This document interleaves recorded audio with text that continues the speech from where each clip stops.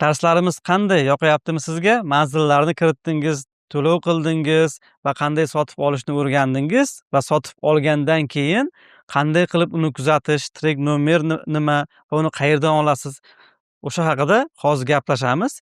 Keyingi videoda esa o'sha trek nomerini aktiv kargodan izlash va uni topish haqida o'rganamiz.